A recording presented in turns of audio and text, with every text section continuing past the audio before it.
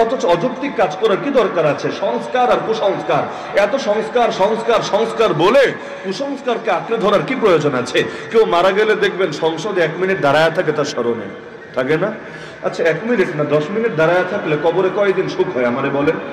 যদি বলতে পারেন যুক্তি দিয়ে তর্ক দিয়ে আমি দাঁড়ায় থাকবো, প্রয়োজনে আমার সব শ্রোতাদেরকে নিয়ে, যত শ্রোতা আছে না বলবো শহীদদের স্মরণে মৃতদের স্মরণে 1 মিনিট না ভাই 1 ঘন্টা খাড়ায় থাকেন, প্রয়োজনে মাথা নিচে দিয়ে পা উপরে দিয়ে খাড়ায় থাকেন, যেভাবে পারেন। কারণ আপনি খাড়ায় থাকার দ্বারা, আপনি নীরব থাকার দ্বারা যদি তার কবরে ফায়দা হয় কেন থাকবেন না? আপনি শহীদদের জন্য এতটুকু করবেন না, এটা তো আসলে হওয়া উচিত না। কিন্তু যদি এতে ফায়দা না থাকে কেন করা হবে? অনর্থক কাজ করা কোনো সচেতন মানুষের শান হতেই পারে না। তো বলছিলাম যে আল্লাহ রাসূল সাল্লাল্লাহু আলাইহি ওয়াসাল্লাম শুধু ইসলাম প্রচার করতে এসেছেন নাকি প্রতিষ্ঠাও করতে এসেছেন? তিনি শুধু হক মাহবুদের উপরই লোকে ঈমান আনবে এতটুকুই দাওয়াত দেন নাই। হক মাহবুদকে ধরবে, বাতিল মাহবুদকে ছাড়বে। হক মাহবুদকে ধরবে, বাতিল মাহবুদকে ছাড়বে। আগে ছাড়বে পরে ধরবে। লা ইলাহা, সব বাতিলরে ছেড়ে দিলাম, ইল্লাল্লাহ, একমাত্র আল্লাহর সঙ্গে সম্পর্ক জুড়ে দিলাম। এই কালেমার অর্থ এটাই, আমার নামাজের রব যিনি, আমার রাজনীতির রব তিনি, আমার যাকাতের রব যিনি, আমার অর্থনীতির রব তিনি, আমার হজের রব যিনি, আমার পার্লামেন্টের রব তিনি, আমার যাকাতের রব যিনি, আমার কোর্ট কাচারের রব তিনি, আমার কোরবানের রব যিনি, আমার সংবিধানের রব তিনি। জীবনের সব ক্ষেত্রে রব আমার একজনই। আরে মসজিদেও আল্লাহ, মাদ্রাসায়ও আল্লাহ, মাহফিলেও আল্লাহ, খানকায়ও আল্লাহ, তাবলীগেও আল্লাহ, মার্কাজেও আল্লাহ, রাষ্ট্রেও আল্লাহ, রাজনীতিতেও আল্লাহ, অর্থনীতিতেও আল্লাহ, বিচারাচারেও আল্লাহ, আইন কানুনেও আল্লাহ, শিক্ষা দীক্ষাও আল্লাহ, সভ্যতায় আল্লাহ, সংস্কৃতিতেও আল্লাহ, বিনোদনেও আল্লাহ। জীবনের সব ক্ষেত্রে শুধু আল্লাহ আল্লাহ আল্লাহ। রূহের জগতে আল্লাহ প্রশ্ন করেছেন, আমি কি তোদের রব না? আমরা বলেছি অবশ্যই আল্লাহ, আপনি আমাদের রব। মরার পরে প্রথম প্রশ্নই করা হবে, মান রব্বুকা, কে তোর রব? আমরা বলবো ইনশাআল্লাহ, ইনশাআল্লাহ বলবো রব্বি আল্লাহ, আল্লাহ আমাদের রব। জন্মের পরে আজান শোনানো হয়েছে, ইকামত শোনানো হয়েছে, ডান কানে এবং বাম কানে বুঝিয়ে দেওয়া হয়েছে আল্লাহই রব, আল্লাহই বড়, আল্লাহ ছাড়া কোনো মাহবুদ নাই, দ্বিতীয় কোনো মাহবুদ হতেই পারে না। এই যে ঘোষণা দিয়ে দেওয়া হয়েছে ডান কানে আর বাম কানে, আজান ইকামত হয়ে গেছে, নামাজটা খালি বাকি আছে। এজন্য জানাজার নামাজে আজান লাগে না, ইকামত লাগে না, কারণ আজান ইকামত তো হয়ে গেছে। মাঝখানে অল্প সময় নিয়ে বান্দা দুনিয়াতে এসেছে, তো যেহেতু শুরুতেও আল্লাহ, শেষেও আল্লাহ, মাঝখানেও সে আল্লাহর সাথে সম্পর্ক জুড়ে রাখতে হবেই হবে। হ্যাঁ, নবীজি ইসলাম প্রতিষ্ঠা করতে এসেছেন, ভালো কথা, কিন্তু করেছেনটা কিভাবে? নবী যেভাবে করেছেন আমাদেরও তো সেভাবেই করতে হবে। কারণ কালেমার মধ্যে তো আমরা 2 অংশে এটাই মেনেছি, লা ইলাহা ইল্লাল্লাহ, হুকুম মানবো আল্লাহর, মুহাম্মদুর রাসূলুল্লাহ, তরিকা অনুসরণ করবো আল্লাহর রাসূল মুহাম্মদ সাল্লাল্লাহু আলাইহি ওয়াসাল্লামের। যেহেতু হুকুম আল্লাহর, তরিকা নবীজির। আল্লাহ বললেন নামাজ কায়েম করো, আকিমুস সালাহ, কায়েম করবে কিভাবে? যথাযথভাবে নামাজ আদায় করবে কিভাবে? আল্লাহ বিস্তারিত বলে দেন নাই। পুরো কোরআন ঘেটেও জাস্ট 2টা রাকাত নামাজ, তাকবীরে তাহরিমা থেকে সালাম পর্যন্ত কিভাবে পড়তে হয় আপনি ডিটেইল বের করতে পারবেন না। কিছু অংশ পাবেন, কিছু অংশ পাবেন না। তো 2 রাকাত নামাজ পড়তেও নবীর অনুসরণ লাগে, নবীর সুন্নাহ লাগে। নবী নিজে নামাজ পড়ে দেখিয়ে দিলেন, সাল্লু কামা রাআইতুমুনি উসাল্লি, উম্মত সালাত আদায় করো যেভাবে আমাকে সালাত আদায় করতে দেখেছো। আল্লাহ বললেন হজ করা লাগবে, ওয়ালিল্লাহি আলান নাস হিজ্জুল বাইতি মান ইসতাতা ইলাইহি সাবিলা, সামর্থ্যবানদের জন্য বাইতুল্লাহর হজ ফরজ করা হয়েছে। কিন্তু হজ করবে কিভাবে? আরাফায় কবে যাবে, মিনায় কবে যাবে, মুজদালিফায় কবে যাবে, আরে তাওয়াফ কিভাবে করবে, সাই কিভাবে করবে, শয়তানদের পাথর কিভাবে মারবে, কত কিছুর তো দরকার আছে। আল্লাহ রাসূল শিখিয়ে দিলেন, খুযু আন্নী মানাসিকাকুম, খুযু আন্নী মানাসিকাকুম, হে উম্মত আমার থেকে শিক্ষা গ্রহণ করো কিভাবে তোমাদের হজ আদায় করতে হবে। তাহলে হুকুম দেন আল্লাহ, তরিকা শেখান কে? মুহাম্মদুর রাসূলুল্লাহ সাল্লাল্লাহু আলাইহি ওয়াসাল্লাম। আল্লাহ বললেন জিহাদ করা লাগবে, ওয়াকাতিলুহুম হাত্তা লা তাকুনা ফিতনা ওয়া ইয়াকুনা দ্বীনু কুল্লুহু লিল্লাহ। যতদিন ফিতনা নির্মূল না হবে এবং আল্লাহর জমিন, আল্লাহর দ্বীন বিজয় না হবে, ততদিন পর্যন্ত বাতিল অপশক্তির বিরুদ্ধে লড়াই চলবেই চলবে। কিন্তু জিহাদ হবে কিভাবে? নবী শিখিয়ে দিলেন, উম্মত আমার বদর দেখো, উহুদ দেখো, খন্দক দেখো, তাবুক দেখো, হুনাইন দেখো, 47টা গাজওয়া দেখো, আর 27টা গাজওয়া দেখো, 47টা সারিয়া দেখো। আমার জীবনী দেখে দেখে তোমরা শেখো কিভাবে তোমাদেরকে জিহাদের আয়াতের উপর আমল করতে হবে। হ্যাঁ, আল্লাহ বলে দিলেন শুধু কাফেরের বিরুদ্ধে জিহাদ না, মুনাফিকের বিরুদ্ধেও জিহাদ করা লাগবে। ইয়া আইয়ুহান নবী জাহিদুল কুফারা ওয়াল মুনাফিকিন। তো মুনাফিকদের বিরুদ্ধে জিহাদ হবে কিভাবে? কাদিয়ানের বিরুদ্ধে জিহাদ, ওই লালনবাদীদের বিরুদ্ধে জিহাদ, ওই সেকুলারদের বিরুদ্ধে জিহাদ, ওই নাস্তিক্যবাদীদের বিরুদ্ধে জিহাদ। তাহলে এই যে দুনিয়ার যত অপশক্তি আছে যেগুলো কাফের, কাফেরের বিরুদ্ধে জিহাদ তো ক্লিয়ার, মুনাফিকের বিরুদ্ধে জিহাদ হবে কিভাবে? আল্লাহ তাআলার নবী এটাও শিখিয়ে দিলেন আমাদেরকে যে কাফেরের বিরুদ্ধে জিহাদ হবে ময়দানে সশস্ত্র ভাবে, মুনাফিকের বিরুদ্ধে জিহাদ হবে দলিল দিয়ে, প্রমাণ দিয়ে, ইলম দিয়ে, যুক্তি দিয়ে, তর্ক দিয়ে, ওদের ভণ্ডামির মুখোশ উন্মোচনের মাধ্যমে। এজন্য এই আয়াতের তাফসীর করেছেন আব্দুল্লাহ বিন আব্বাস রাদিয়াল্লাহু আনহুমা, ইয়া আইয়ুহান নবী জাহিদুল কুফারা বিস-সিনান ওয়া জাহিদুল মুনাফিকিনা বিল বায়ান। হে নবী, কাফেরের বিরুদ্ধে জিহাদ করেন তরবারি দিয়ে, মুনাফিকের বিরুদ্ধে জিহাদ করেন সুস্পষ্ট দলিল দিয়ে। উভয় জিহাদই করা লাগবে। তাহলে আল্লাহর জমিন, আল্লাহর দিন কিভাবে কায়েম করব, এক্ষেত্রে নবীকেই তো আদর্শ মানতে হবে, নাকি অন্য কারো আদর্শ মানার সুযোগ আছে? মূল তরিকা দুইটা, সাথে প্রাসঙ্গিক আছে কয়েকটা বিষয়। মূল তরিকা কোন দুইটা? এগুলো কোরআনে আছে। আল্লাহ বলেন ফাকাতিল ফি সাবিলিল্লাহ লা তুকাল্লাফু ইল্লা নাফসাকা হাররিল মুমিনিন আসাল্লাহু আন ইয়াকুফা বাসাল্লাযিনা কাফারু। শেষ থেকে যদি অনুবাদ করি অর্থ দাঁড়ায়, আল্লাহ অবশ্যই কাফেরদের শক্তিকে চূর্ণ করে দেবেন যদি তোমরা দুটো কাজ করতে পারো। কাজ দুইটা, ফল একটা। কাজ দুইটা, ফল একটা। ফল হলো আল্লাহ কাফেরদের শক্তিকে চূর্ণ করবেন, মানে ইসলামী শক্তির বিজয় ঘটাবেন। তবে কাজ করা লাগবে কয়টা? দুইটা। এক নম্বর কাজের নাম হলো হাররিল মুমিনিন, দাওয়াত।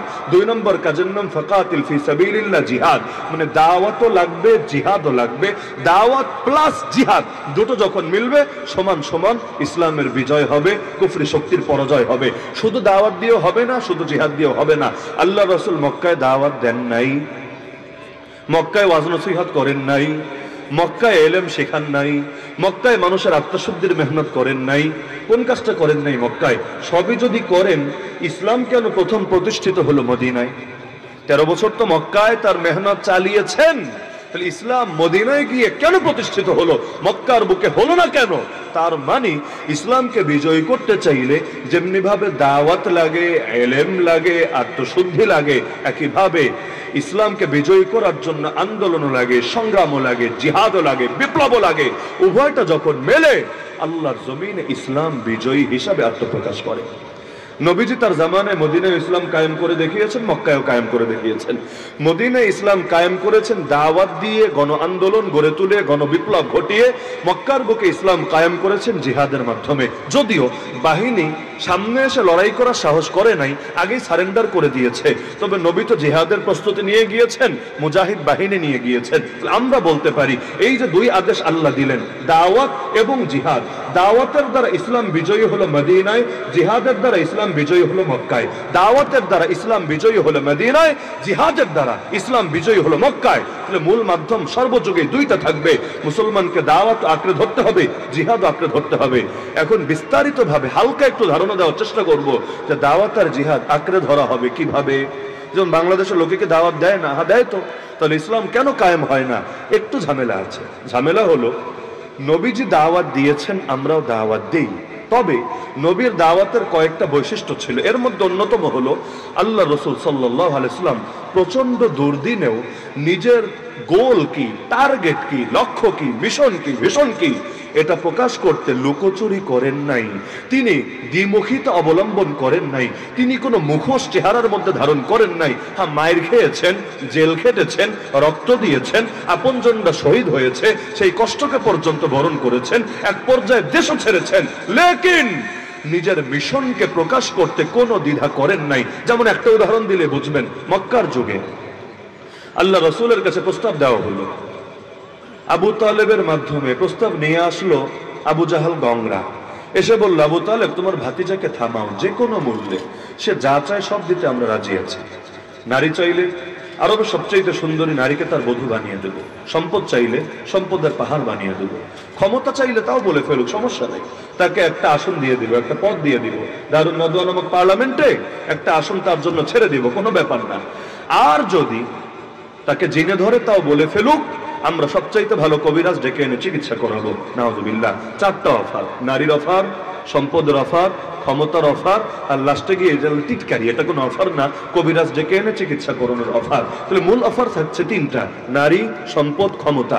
দেখবেন আমাদের যত লোভ এই তিনটার কোনো একটাকে কেন্দ্র করেই থাকে। সাধারণত এমন মানুষ দুনিয়াতে থাকার কথা না, তিনটার কোনোটাই তাকে টানে না। দুই একজন থাকতে পারে রোবট টাইপের লোক, কিন্তু অধিকাংশই এমন তিনটার কোনো একটা তাকে টানবেই টানবে। হয়তো নারীর টান আছে, ওই টাকলা মুরাদদের মতো, পলকদের মতো, অথবা নারীর টান নাই, ক্ষমতার টান আছে। যেমন বিগত দিনে ওই ডামি নির্বাচন থেকে শুরু করে যেগুলোতে ঠং ঠং করে লাফিয়ে লাফিয়ে যারা গিয়ে সেখানে একটা পদ পেয়ে, একটা আসন পেয়ে সব মুনাফিকি করার জন্য রেডি হয়ে গেছে। মানে পেটে খাবার পড়লে আর পিঠ বাঁচার গ্যারান্টি পেলে আর পকেটে কিছু হাদিয়া চলে আসলে সব আকাম করার জন্য রেডি থাকে। আর 3 নাম্বার হলো তাকে সম্পদ দেওয়া হবে। সম্পদের লোভ তো সবারই আছে, টাকার প্রয়োজন কার নাই? আমার নাই, আপনার নাই, সবার আছে। কেউ হয়তো প্রয়োজন থাকার পরও নিজেকে এড়াতে পারে, কিন্তু কেউ হয়তো সেটা পারে না। টাকার প্রয়োজন সবারই আছে, প্রয়োজনের বাইরে কেউ থাকে না। তো এই 3টা টোপ দেওয়া হলো নবীকে। আল্লাহ নবীকে কোন টোপ দিয়ে ফাঁসাতে পেরেছে? নারীর টোপ, ক্ষমতার টোপ, সম্পদের টোপ। মাথায় রাখবেন, যারাই দ্বীনের দায়ী হবেন, আগামী দিনের বিপ্লবী যোদ্ধা হবেন, আপনাদের সামনেও এই পরীক্ষাগুলো আসবেই আসবে। সবগুলো আসুক আর কোনো একটা আসুক, নবীর সিরাত সামনে না থাকলে আপনারও পা পিছলে যেতে পারে। আপনার সামনেও নারীর টোপ আসতেই পারে। এটা যদি নাও আসে, আপনি ভালো মানুষ, আপনার চরিত্র ভালো, আপনার ক্যারেক্টার ওরা চেনে, অন্তত সম্পদের লোভ আপনাকে দেবেই দেবে। কত লেনদেন যে চলে আড়ালে আবডালে, আল্লাহ কত লেনদেন, আপনি ভাবতে পারবেন না। আর এটা যদি নাও হয়, ক্ষমতার টোপ তো ভাই সবাই গেলে। দেখেন এক চেয়ারের জন্য ঐক্য হয় না জাতির মাঝে। কি সুন্দর মরা মানুষগুলো, কি সুন্দর ঐক্যবদ্ধ হয়ে থাকে কবরস্থানে, কোনো হাউকাউ নাই, কোনো চিল্লা চিল্লি নাই, কোনো চিৎকার চেঁচামেচি নাই। জিন্দা মানুষগুলোরে কেন যেন এক করা যায় না? মরা ব্যাং এক পাল্লায় তুলে একসাথে মাপা যায়, জিন্দা ব্যাং আর 100 কেন 10টাই তুলে দেখেন না, তুলতে দেরি, কোনটা যে কোন দিক দিয়ে লাভ দিয়ে বের হবে এটা হতে দেরি না। এজন্যই বলা হয় ইসলামী খেলাফত ছাড়া জাতিকে ঐক্যবদ্ধ করা যায় না। কারণ শুধু ওয়াজ দিয়ে ঐক্যবদ্ধ হয় না রে ভাই। কেউ যখন ঐক্য ভাঙতে চাইবে, ওইটারে ফিরাবেন কিভাবে? এমন কোন শক্তি থাকা লাগে, খালি বের হ তুই, তোরে ঘাড়ানোর জন্য আমার জিনিস রেডি আছে। ওই রকম পাওয়ার ছাড়া জাতিকে এক করা সম্ভব না। এজন্য দেখবেন জাতি যখন ঐক্যবদ্ধ হয়েছে, জাতি কোন শক্তির অধীনে থেকে ঐক্যবদ্ধ হয়েছে। এই যে আজকে বাংলাদেশে ঐক্যের একটা কথা লক্ষ্য করা যায়, যদিও যেই হারে কথা হয় ওই হারে কাজ হয় না। মাইকের সামনে যেভাবে লোক ঐক্য করে, ওভাবে যদি আড়ালে ঐক্যের ব্যাপারে আন্তরিক হতো, এত মাস লাগতো না, পুরো বাংলাদেশের জনগণের দিলও ভাঙতো না। এই দেশের জনগণ সবাই এখন ইসলামপন্থীদের ঐক্য চায়, সবাই। আমরা তো পুরো দেশ ঘুরি, পুরো জনগণের পালস আমরা বুঝি, সবাই চায় ঐক্য। কিন্তু দিনকে দিন নিরাশ হয়ে যাচ্ছে, হতাশা চলে আসছে। তারা বলছে এই জাতির দিয়া কিচ্ছু হবে না, ইসলামপন্থীদের দিয়ে কিচ্ছু হবে না। এরা এখনো পারছে না নিজেদের ভেদাভেদ ভুলতে। ঝামেলা কোথায়? ঐক্যের কথা তো সবাই বলছে, তো ঝামেলা হলো ঐক্যের কথা বলে মাইক তো ফাটায় ফেলছে, কিন্তু ঐক্য করতে কিছু কার্যকর পদক্ষেপ তো নিতে হবে। লিয়াজু কমিটি কই, আশপাশে গিয়ে বসার ব্যবস্থা কই, রূপরেখা কই, নকশা কই, কোন কোন বিষয় একমত হবে, কোন জায়গাগুলো দ্বিমতের জায়গাগুলোতে উদারত দেখানো হবে, এগুলোর কার্যকর রূপরেখা কই? কোন তদবির নাই, কোন পদক্ষেপ নাই, কোন রূপরেখা নাই, কোনো কিছু নাই। তাহলে মাইকের সামনে আসলে ঐক্য ঐক্য ঐক্য ভাবটা এমন, মাইক ফাটাইলে ঐক্য হবে, এই রকম ডায়লগের 1 পয়সা দাম নাই। আমাদের ভিতরে ভেজাল, ভিতরে। এজন্য উপর দিয়ে অনেক সুন্দর সুন্দর কথা বললেও কাজ হয় না, এবং জাতি আস্থা হারিয়ে ফেলে দিনকে দিন। আল্লাহ হেফাজত করুন আমাদেরকে। কিন্তু এই যতটুকু ঐক্যের পরিবেশ হয়েছে, এটাও কেন হয়েছে? এজন্যই হয়েছে জালেমের জুলুম আমাদেরকে এক করে ফেলে অতি সহজে। এটাই স্বাভাবিক ব্যাপার। হয়তো ইসলামের পক্ষের শক্তি চাপ দিয়ে ঐক্যবদ্ধ করে রাখে, অথবা ইসলামের বিপক্ষের শক্তি মারতে মারতে এক করে ফেলে। এই যে ফিলিস্তিনের মুসলমানদের দেখেন, তাদের মধ্যে কি ইখতিলাফ নাই? অবশ্যই থাকবে। মাসালাগত ইখতিলাফ, মতদর্শগত ইখতিলাফ, রূপরেখাগত ইখতিলাফ, এগুলো সব জাতির ভেতরে থাকবে। আরে হাতে 5 আঙ্গুল থাকলেও তো এক হয় না রে ভাই, এক না। এগুলোর মধ্যেও তো পার্থক্য আছে। ঘরে 4 ভাই থাকলে একমত হয় না, এর মধ্যেও তো পার্থক্য আছে। এমনকি যে বাংলাদেশে সাম্প্রদায়িক সম্প্রীতি বলে বলে যে একটা শব্দ খুব হাউকাউ করা হয়, অথচ দেখেন এই দেশে কারা নিজেদের মধ্যে সম্প্রীতি ধরে রাখতে পারে? আর অন্য ধর্মের লোক রাখেন, এক ধর্মের লোকই তো পারে না ঠিক থাকতে। ভাইয়ে ভাইয়ে খুনোখুনি হয় না? 1 খণ্ড জমির জন্য একজন আরেকজনকে মেরে ফেলে না? আরে সামান্য ব্যাপার নিয়ে রাস্তাঘাটের মধ্যে গাড়ি থামিয়ে মারপিট লেগে যায় না? তো এই দেশে তো নিজে এক জাতির লোকেরাই সম্প্রীতির বন্ধনে আবদ্ধ হতে পারে না, অন্য জাতি তো পরে। আমি তো মনে করি এই দেশে বিধর্মী যারা আছে তাদের হাজারবার কৃতজ্ঞতা জানানো উচিত এই দেশের জনগণকে। কেন জানেন? নিজেদের মধ্যে যে হারে মারামারি করে, যে হারে ঝগড়া করে, যে হারে কোপাকুপি করে, যে হারে লাইগাই থাকে, ওর তুলনায় 1000 ভাগের 1 ভাগও ঝামেলা হয় না ওদের সাথে। তাও যা 2-1টা হয়, ধর্মের নামে কমই হয়, আর অন্য জিনিস বেশি হয়। মানে অন্য কোনো জায়গা জমি নিয়ে ঝামেলা হোক, অথবা কোনো ষড়যন্ত্র নিয়ে ঝামেলা হোক, রাজনৈতিক ব্যাপার নিয়ে ঝামেলা হোক, কিন্তু পরবর্তীতে এগুলো ধর্মের নামে চালায় দেয়। যেমন এই যে 6 মাস আগে সরকার পতনের পরে অনেকে আছে ওই দল করে, কিন্তু ধর্ম পরিচয় আলাদা। দল করে ওইটা বিগত দিনে অনেক জুলুম করেছে, অনেক চুরি করেছে। পাবলিক যেহেতু মুসলমান, পাপিষ্ঠ নেতাদেরও মেরেছে, এরকম অনেক ওই ধর্মের লোকদেরও গিয়ে মাইট দিয়েছে। এজন্য না যে ওর ধর্ম আলাদা, বরং এজন্য ফ্যাসিস্টের দালাল, ও হলো ফ্যাসিবাদের চামচা। কিন্তু পত্রপত্রিকায় কেউ নিউজ করেছে বা ইন্ডিয়া টেলিভিশন তো গরম করে দিয়েছে, কি বলে? দেখ দেখ দেখ হিন্দু মারে, দেখ দেখ দেখ বিধর্মীদের মারে। অথচ হিন্দু হওয়ার কারণে তার টাচও করা হয় নাই। তাকে যদি কোনো কিছু করেও থাকে, মত যদি হয়েও থাকে, সেটা হয়েছে অন্য কারণে, তার জুলুম, তার ব্যক্তিগত আক্রোশ, তার বিগত দিনের ক্যারেক্টারের কারণে। কিন্তু দেখা যায় ইস্যুটা ঘুরিয়ে দেওয়া হয় সম্পূর্ণ পরিকল্পিতভাবে অন্যদিকে। এই দেশের মুসলমান নিজেরা যে হারে মারপিট করে, আরে পুরো বাংলাদেশ রাখেন, এক ব্রাহ্মণবাড়িয়াই ধরেন। আমি পচানোর জন্য বলছি না, ব্রাহ্মণবাড়িয়ার মানুষরা সাহসী, গফরগাঁওয়ের মানুষ, ব্রাহ্মণবাড়িয়ার মানুষ, এরকম আরো কিছু জায়গার মানুষ আছে সাহসী। তবে সাহসটা জায়গা মতো ব্যবহার করতে পারলে ইসলামের বিজয় হয়ে যাবে ইনশাআল্লাহ। তবে জায়গা মতো ব্যবহার না হলে মাঝে মাঝে একটু অজায়গায় ব্যবহার হয়ে যায় আর কি। বিয়ে শাদী বয়সে না করলে মাঝে মাঝে একটু তিরিং বিরিং এদিক সেদিক হয়ে যায়। তো এটা স্বাভাবিক ব্যাপার। পানি আসছে, যদি এটারও স্বাভাবিকভাবে আসতে দেন, রাস্তা করে দেন, ও স্বাভাবিকভাবে যাবে। কিন্তু যদি বাধা দেন, ভাঙ্গা চুরে যেদিক দিয়ে পারে সেদিক দিয়ে ছুটবে। তো এই যে দেখা যাচ্ছে এক ব্রাহ্মণবাড়ি যে হারে মুসলমানে মারপিট চলে, এর 1000 ভাগের 1 ভাগ মারপিট হয় কাফেরদের সাথে? হয় না তো। কিন্তু তারপরও কি হারে আমাদেরকে ট্যাগ দেয়, আমরা নাকি ওদের দাম দেই না, ওদের আমরা জানমাল হেফাজত করি না। অদ্ভুত ব্যাপার। নিজেদেরটা যা করি বেটা তোদেরটা এর চাইতে বেশি করি। মসজিদ পাহারা দেয় না, মন্দির গিয়া ঠিকই পাহারা দেয় বিপদের সময়ে, যখন ঝামেলা হওয়ার আশঙ্কা থাকে। মসজিদ কেউ পাহারা দেয় না, দেন আপনারা? মসজিদ কেউ দেয় না, কিন্তু ওদের মন্দির গিয়ে ঠিকই পাহারা দিয়েছে। তাও ধন্যবাদ না দিয়ে কতজনে আবার আমাদেরকে উৎখাত করার চেষ্টা চালাচ্ছে। আল্লাহ হেদায়েত দান করুন, আল্লাহ সহি আকল দান করুন এই পাগলদেরকে। তো এখন জালেমের জুলুম আমাদেরকে ঐক্যবদ্ধ করে দেয়। এখন দেখেন না বাংলাদেশে কি হারে মারপিট চলছে। মূল দল বাদ দেন, ছাত্রদের বিভিন্ন দলগুলাই যে হারে মারপিট শুরু করেছে। পাবলিক কেউ কেউ তো বলে বসে, আগেই মনে হয় ভালো ছিলাম, কারণ আগে তো নিজেরা মারপিট করে নাই, ওদের মাইর খেয়ে সবাই আলিফের মতো সোজা থেকেছে। এখন পিঠে মাইর নাই তো, এখন নিজেরাই নিজেদের ধরে মারতে শুরু করেছে। এই দেখেন না কি অবস্থা বাংলাদেশ। আমি নাম বলবো না, নাম বললে আবার বলবে আমারে আঘাত করেছে, ও আবার বলবে আমারে আঘাত করেছে। কিন্তু জাতির খাসলতের মধ্যেই কি জানি আছে, যখন দুর্বল থাকে খুব ঐক্য থাকে, যেই মাত্র একটু স্পেস পায়, চান্স পায়, কে যে কারে ল্যাং মেরে ফেলবে। আর হবেই না কেন? জাতীয় খেলা হাডুডু না? আমাদের জাতীয় খেলা কি? ক্রিকেটও না, ফুটবলও না, জাতীয় খেলা হাডুডু। আর এই খেলা ব্রিটিশরা শিখিয়ে গেছে তাও না, পাকিস্তানিরা চাপিয়ে দিয়েছে ওই ভাষা চাপানোর মতো, এটাকেও চাপাতে চেয়েছে। বিষয়টা এমন না, এগুলো আমাদের রক্তেই আছে। জাতীয় খেলা জাতীয় স্বভাবের আলামতি বটে, জাতীয় খাসলতের মধ্যে আছে। দোস্ত, তোরে যদি আমার কোর্টের মধ্যে কোনোভাবে পায়ে গেছি, আমরা 10 জন মিলা হলেও তোরে ল্যাংমাইরা ফালাবো, ধপাস করে খাসার দিব, এতে নিজে ব্যথা পেলেও পাবো, কিন্তু তোরে একবার বাগে পেলে আর যেতে দিব না, যেতে দেব না, তোরে খেয়ে ছাড়বো। এই হলো অবস্থা।